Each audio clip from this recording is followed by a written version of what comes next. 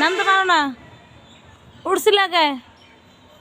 হ্যাঁ, আজকে সকালে ঘুমটা ভেঙে গেছে শুধুমাত্র এই বিড়ালের জন্য। আম্মা খুব চিল্লাচিল্লি করছিল, তো আমি বললাম কি হয়েছে? তো এই যে বিড়াল দেখুন আমার মিমি এইখানে নামতে পারছে না।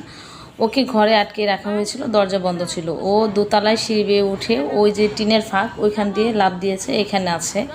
এখন আর এখান থেকে নামতে পারে না, এই উপরেই পায়খানা করেছে। তো আম্মা দেখে চিল্লাচিল্লি করছে, আমি বের হয়েছি।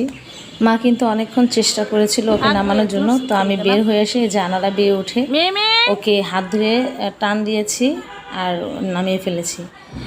এখন আমার মেয়ে দেখুন সকাল ঘুম থেকে উঠে খেয়ে দিয়ে সে খুব মানে ভালো মেজাজে আছে। তো নানুর মুরগি নিয়ে খুব ব্যস্ত। এটা হচ্ছে একটি পাকিস্তানি মুরগি, আম্মা পালে, তো দেশি মুরগির মতনই হয়ে গিয়েছে। তো আমার মেয়ে তো মুরগি পেয়ে খুব খুশি, সে এটাকে ছাড়তে কোনোভাবেই রাজি নয়, এটা দেশে খেলবে।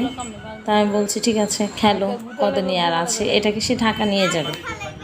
আর এর জন্য মানে ওনার নানু বাড়ি খুব পছন্দ, নানান কিছু দেখে, বানর, গুইসাপ, তারপর গরু, ছাগল, হাঁস, মুরগি, এগুলোর জন্য সে ঢাকা যাবে না, তার নানা বাড়ি ভালো। এই যে এখানে দুই বোন দুষ্টামি করছে, বড়টা এসে আবার বিড়ালকে দিয়ে মুরগিকে ভয় দেখাচ্ছে। তো আমাদের দুপুরে আয়োজন, যেহেতু আমার হাজব্যান্ড এসেছে মানে গতকাল রাতে, তো তার জন্য রান্নাবান্না হয়েছে টমেটো সালাদ, ভাত, উনি পোলাও খাবে না, এত গরম, 42 ডিগ্রি গরম, আর চিংড়ি মাছ ভুনা, আম ডাল, আমাদের গাছের আম, এগুলো দিয়ে ডাল ভুনা করেছি।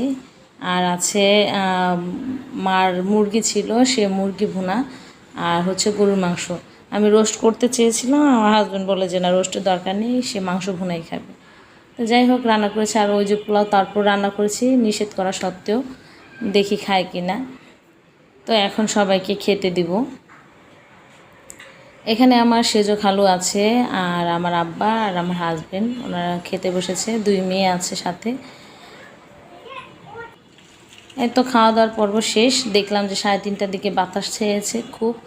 তো বাতাসের মধ্যে দেখি আমাদের পাশে, আমাদের বাড়ির পাশে হচ্ছে খাল, খালে দেখুন ছোট ছোট ছেলেমেয়েরা আম কুড়াচ্ছে। একটা সময় আমরাও কিন্তু ছোটোবেলায় আম কুড়াতাম, ওদেরকে দেখে আমার খুব ইচ্ছে করছিল আম কুড়াতে। তো সম্ভব হচ্ছিল না যে আমি যদি যাইতে আমার ছোট বাচ্চা সেও আমার পিছে পিছে দৌড় দিবে।